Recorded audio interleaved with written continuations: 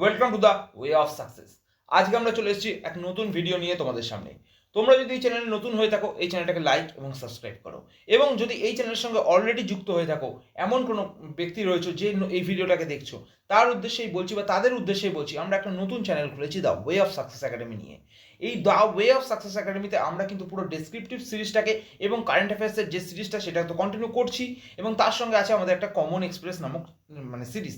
এই লক্ষ্য করছি কমন এক্সপ্রেস এবং যে ডেসক্রিপটিভ সিরিজ, এই কমন এক্সপ্রেসে আমরা আলোচনা করছি সেই সমস্ত কোশ্চেন যেগুলো পরীক্ষায় কমন আসার চান্স সব থেকে বেশি। তো তোমরা যদি এই চ্যানেলটাতে যুক্ত না হয়ে থাকো অবশ্যই চ্যানেলটাকে সাবস্ক্রাইব করে নাও। আমাদের কমেন্ট বক্সের যে ফার্স্ট কমেন্ট থাকবে সেখানে কিন্তু আমরা দ্য ওয়ে অফ সাকসেস একাডেমির লিঙ্ক দিয়ে দেবো। তো চলো আজকের ভিডিওটাকে আমরা শুরু করি। আজকের ভিডিওতে কি আছে দেখে নিই। বলছে therm is the non SI unit of, তো non SI unit of heat, ঠিক আছে। এর মানে SI unit of heat, heat বলতে কি বলছে? তাপমাত্রা। তাপমাত্রার নন এসআই ইউনিট বা কোনটা এসআই ইউনিট না সেটা কি? সেটা হচ্ছে থার্ম। এখানে কিন্তু অনেক অপশান থাকে, ঠিক আছে। সেলসিয়াস, আমাদের সেন্টিগ্রেড, ঠিক আছে, বা আমাদের ফারেনহাইট, এর মধ্যে থার্ম বলেও একটা অপশান থাকবে। সেই থার্মটাকে কিন্তু তোমরা ঘুলিয়ে ফেলবে না যে এটা কিন্তু এসআই মানে হিটের যে আমাদের ইউনিট হিসাবে। থার্ম কিন্তু হিটের একটা কোনো ইউনিট নয়, এটা কিন্তু আলাদা। এই ইনফরমেশনটা দিয়ে কোশ্চেন আসে, সেই জন্য এই ইনফরমেশনটাকে দিয়ে আমরা কিন্তু তোমাদের কাছে একটা নতুন ইনফরমেশন প্রেজেন্ট করলাম। বলছে sawdust is a poor conductor of heat. Sawdust বলতে কি বলতে? কাঠের গুঁড়ো। সডাস্ট মানে কাঠের গুঁড়ো। কাঠের গুঁড়ো is a poor conductor of heat মানে তাপের কুপরিবাহী।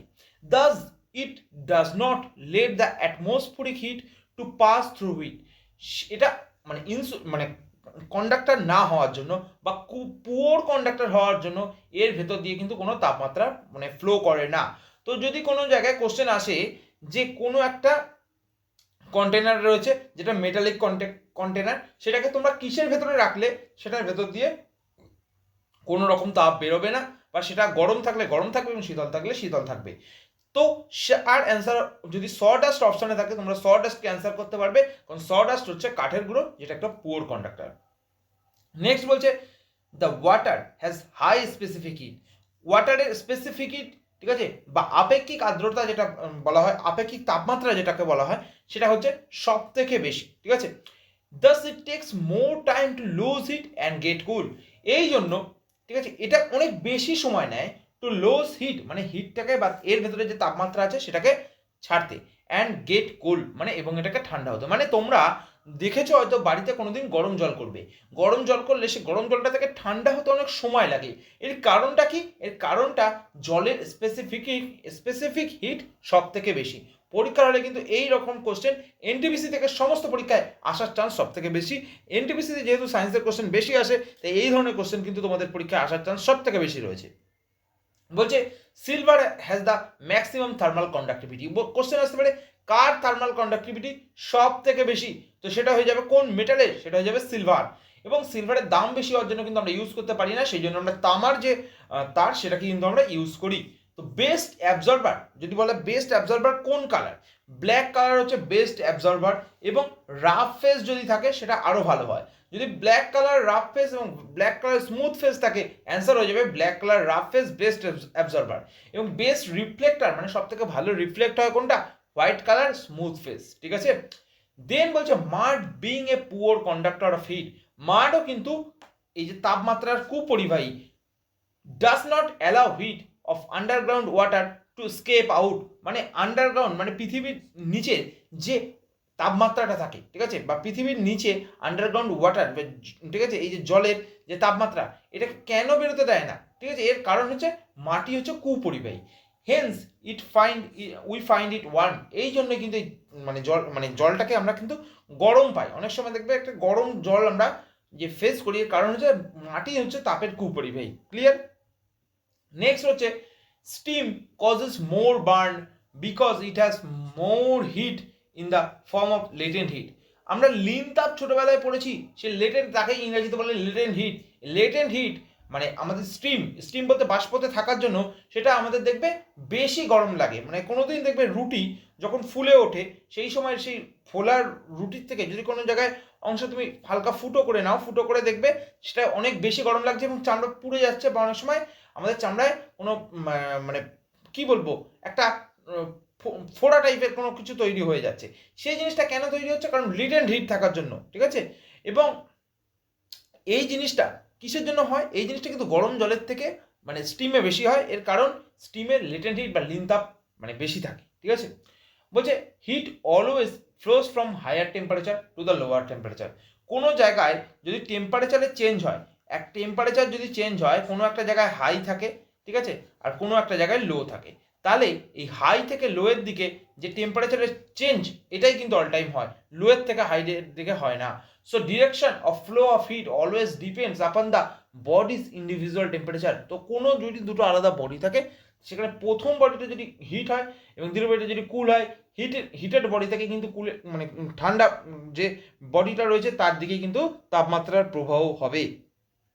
দেন বলছে the transfer of heat or matter by the flow of fluid is horizontally known as advection, ঠিক আছে? তো কোশ্চেন আসতে পারে অ্যাডভেকশন কি?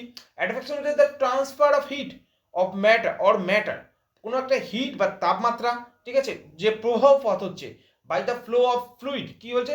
এই যে জলের প্রভাব বা তরলের প্রভাবের ফলে, জল না তরলের প্রভাবের ফলে হরিজন্টালি মানে এক্স অ্যাক্সিস বরাবর, মানে এই রকম ডিরেকশনে, ঠিক আছে, ইজ নোন অ্যাজ অ্যাডভেকশন, ঠিক আছে? তো এটা কোথায় কোথায় দেখা যায়?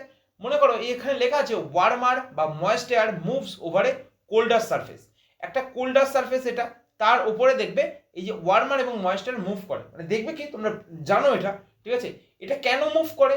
কারণ এটা হরিজন্টালি মুভ করছে এবং এইখানে যে ফগটা তৈরি করছে, এই ফগটাকে কি বলা হয়? Advection fog. এবং এই পুরো প্রসেসটার নাম হচ্ছে অ্যাডভেকশন, ঠিক আছে?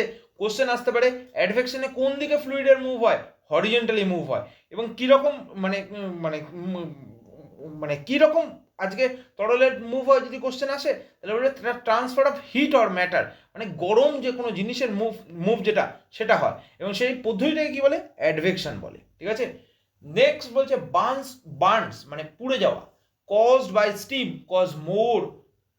কজ মাচ মোর ইরিটেশন, বেশি মানে আমাদের শরীরে পীড়নের সৃষ্টি করে বা আমাদের শরীরে বেশি জ্বালা করে যদি আমাদের পুড়ে গিয়ে কোনো জায়গা পুড়ে যায় কোনো মানে স্টিম লেগে, ঠিক আছে? দেন দস কোজড বাই বয়লিং ওয়াটার, যেটা একটু আগে আমরা আলোচনা করছিলাম, গরম জলের থেকেও যদি আমাদের স্টিম লেগে পুড়ে যায় বা ধোয়া লেগে পুড়ে যায় তাহলে বেশি জ্বালা করে, because steam has more hit energy. এটাকে কি বলা হয়? লেটেন্ট হিট, ঠিক আছে? এই ঘটনা মানে এই যে হিটটা যেটা স্টিমের ভেতরে থাকে সেটাকে বলা হয় লেটেন্ট হিট বা লিন তাপ, ঠিক আছে? দেন বলছে convection is the movement of molecules in solution. তো কনভেকশন কাকে বলে? আমরা একটু আগে অ্যাডভেকশন আলোচনা করলাম। কনভেকশন ইজ দ্য মুভমেন্ট, কিসের মুভমেন্ট? অফ মলিকুলসের মুভমেন্ট ইন আ সলিউশনে লিকুইড গ্যাসেস অ্যান্ড প্লাজমা। যেখানে লিকুইড গ্যাস এবং প্লাজমা থাকে সেই রকম মানে মলিকুলসের movement according to their kinetic energy, তাদের কাইনেটিক এনার্জির অনুসারে, ঠিক আছে, মানে তাদের যে কাইনেটিক এনার্জি রয়েছে সেই অনুসারে, which is imparted by heat energy, ঠিক আছে, যেটা কিন্তু এখানে হিট এনার্জির মধ্যেই রয়েছে। It can not occur in solids, ঠিক আছে? এই কনভেকশন কিন্তু কোনোভাবে সলিডসের মধ্যে হয় না, একমাত্র লিকুইড এবং যে গ্যাসেস এবং প্লাজমা যে মলিকুলস রয়েছে তার মধ্যে কিন্তু দেখা যায়। Since no molecular motion is possible in solids. কেন? কারণ এই যে সলিডসের মধ্যে কোনো মলিকুলার মানে মোশন বা মলিকুলার গতি সেটা কিন্তু পসিবল না। তাহলে কনভেকশন কি জিনিস? কনভেকশন হচ্ছে লিকুইড গ্যাস এবং প্লাজমা স্টেটে যে সমস্ত মলিকিউল রয়েছে তাদের যে মুভমেন্ট, ঠিক আছে, সেটাই। তো চলো ছবি দিয়ে আমরা দেখে নিই। মনে করো কোনো একটা জায়গায় একটা হিটারের ওপরে জল গরম করা হচ্ছে, ঠিক আছে? তো জল যদি গরম করা হয়, জলটা কি? জলটা হচ্ছে লিকুইড লিকুইড লিকুইড বলে কি হচ্ছে? জলের ভেতরে মুভমেন্ট হচ্ছে। দেখো এখানে আমরা বিভিন্ন কালার দিয়ে রিপ্রেজেন্ট করেছি, এই ব্ল্যাক কালার দিয়ে রিপ্রেজেন্ট আছে। এই যে মুভমেন্ট এটাকে বলা হয় হচ্ছে কনভেকশন, ঠিক আছে? আর কন্ডাকশন কি? কন্ডাকশন বলতে কোনো মেটালিক বডির মধ্যে দিয়ে যদি হিটের ট্রান্সফার হয় সেটা হচ্ছে কন্ডাকশন। তাহলে মেটালিক বডির ভেতর দিয়ে হিটের ট্রান্সফার সেটা কন্ডাকশন। যদি কোনো নন মেটালিক, সেটা হচ্ছে লিকুইড গ্যাস বা প্লাজমা হতে পারে, তার ভেতর দিয়ে হিটের ট্রান্সফার সেটা হচ্ছে কনভেকশন। রেডিয়েশন কি? যে হিটটা রেডিয়েট করছে বা ছড়িয়ে পড়ছে সেটা হচ্ছে রেডিয়েশন। দেন হচ্ছে non luminous zone is the hottest part of gas flame. Non luminous zone question আসতে পারে একটা গ্যাস ফ্লেমের বা একটা প্রদীপের মাথায় প্রদীপের কোন অংশে সব থেকে বেশি হিট থাকে? এটা হচ্ছে নন লিউমিনাস জোন। জোন। নন লিউমিনাস জোন কোনটা? It is the outer most part of the gas flame. মানে তোমরা যদি লক্ষ্য করো গ্যাস ফ্লেমকে যদি আজ প্রদীপ বলি, এরকমভাবে একটা শিখা থাকে না, এবং সব থেকে এই যে বাইরের যে শিখাটা আউটার মোস্ট, সেটাই কিন্তু সব থেকে নন লিউমিনিয়াস জোন বলা হচ্ছে, এবং সেই অংশটাই হচ্ছে সব থেকে বেশি হিট। ঠিক আছে, সেটার কথাই বলছে air trapped between two sheets act as an insulator. মানে দুটো জিনিসের ভেতরে বা দুটো শিটের ভেতরে যদি এয়ার ট্র্যাপড হয়ে যায়, যদি এয়ার ট্র্যাপড হয়ে যায়, সেই এয়ারটা কিসের কাজ করে? ইনসুলেটর, মানে যার ভেতর দিয়ে কোনো তাপ বা তড়িৎ প্রবাহিত হয় না, and does not let the body heat to travel out. এবং এর ভেতরে যে হিটটা থাকে সেটা ট্রাভেল আউট বা বেরিয়ে যেতে দেয় না। ঠিক আছে, তো এই ক্ষেত্রে যদি কোনো জ্যাকেট কেউ এরমভাবে তৈরি করে যার ভেতরে আমরা এয়ার বাবেল টাইপের কোনো একটা সিস্টেম করে ফেললাম, যে জ্যাকেটটা দুটো লেয়ার থাকবে এবং তার ভেতরে একটা এয়ার বাবেল থাকবে, মানে এয়ার থাকবে, তাহলে কি হবে? ভেতরের বডির হিটটা কিন্তু বাইরে বেরোবে না এবং শরীরটা গরম থাকবে। ঠিক আছে, বুঝতে পারছো? Radiation is the emission and propagation of energy. এই যে রেডিয়েশন নিয়ে আলোচনা করছিলাম একটু আগে, সেটা হচ্ছে এমিশন আর প্রোপাগেশন অফ এনার্জি। এনার্জির মানে এমিশন হচ্ছে মানে বেরোচ্ছে এবং ছড়িয়ে পড়ছে in the form of waves. কিসের? তরঙ্গের আকারে। তরঙ্গ এরম যায় তো এখান থেকে এই অবধি যে তরঙ্গের গতি, যখন আমরা তরঙ্গ নিয়ে আলোচনা করব তখন আমরা বলবো যে তরঙ্গের গতি কিভাবে হয়। সেই তরঙ্গের আকারে যদি কোনো রেডিয়েশন বা কোনো জিনিসের এমিশন বা প্রোপাগেশন হয়, সেটাকে আমরা কি বলছি? রেডিয়েশন। ঠিক আছে, the sunlight is the electromagnetic radiation. কেন? এখানে ইএম ওয়েভ আছে। ইএম ওয়েভ, ইলেকট্রোম্যাগনেটিক ওয়েভ কোনটা? ইলেকট্রোম্যাগনেটিক ওয়েভ, আমরা লাইটের কথা বলছি। ঠিক আছে, তো sunlight is an electromagnetic radiation. It reaches earth by the process of radiation. Question আসতে পারে যে সানলাইট পৃথিবীতে পৌঁছয় কিসের মাধ্যমে, কোন পদ্ধতির মাধ্যমে? রেডিয়েশন পদ্ধতির মাধ্যমে। ক্লিয়ার? তো আজকে আমরা এইটুকুই কমপ্লিট করলাম তোমাদের কাছে। কেন আমরা ছোট ছোট ভিডিও আনছি? যাতে ক্রিস্পি নোট হয়, তোমাদের পরীক্ষার আগে মানে প্রিপারেশনের সময় একদম অল্প টাইমে দেখতে পারো। 1 ঘন্টা 1.5 ঘন্টা হলে মাথা পাজেলড হয়ে যায়। সেই সমস্যা দূর করার জন্য কিন্তু আমরা ছোট ছোট ভিডিও আনছি, যাতে তোমাদের প্রিপারেশন আরও ভালো হয়ে ওঠে। তোমরা এই চ্যানেলটাকে যারা সাবস্ক্রাইব করোনি অলরেডি সাবস্ক্রাইব করে নাও, এবং এই চ্যানেলে যারা সাবস্ক্রাইব করে রয়েছে অলরেডি তারা আমাদের নতুন চ্যানেলটাকে সাবস্ক্রাইব করে নাও। ঠিক আছে, আমাদের টেলিগ্রাম চ্যানেলে যুক্ত হওয়ার জন্য দ্য ওয়ে অফ সাকসেস লিখে টেলিগ্রামে সার্চ করো, অথবা ডেসক্রিপশন বক্সের লিঙ্ক দেওয়া আছে, সেই লিঙ্কে ক্লিক করে আমাদের টেলিগ্রাম যে চ্যানেল আছে সেখানে জয়েন হয়ে যাও। যারা আমাদের কাছ থেকে প্রিপারেশন নিতে চাও এই নাম্বারে হোয়াটসঅ্যাপ করো, এখানে ইনফরমেশন আমাদের কাছ থেকে কালেক্ট করো, দেন যদি তোমাদের মনে হয় দেন আমাদের ব্যাচে জয়েন করতে পারো অথবা নোট কালেক্ট করতে পারো। আজকে এই অবধি ভিডিওটা আমরা এখানে শেষ করছি। নেক্সট ভিডিওতে অন্য কোনো টপিক নিয়ে আবার আলোচনা হবে।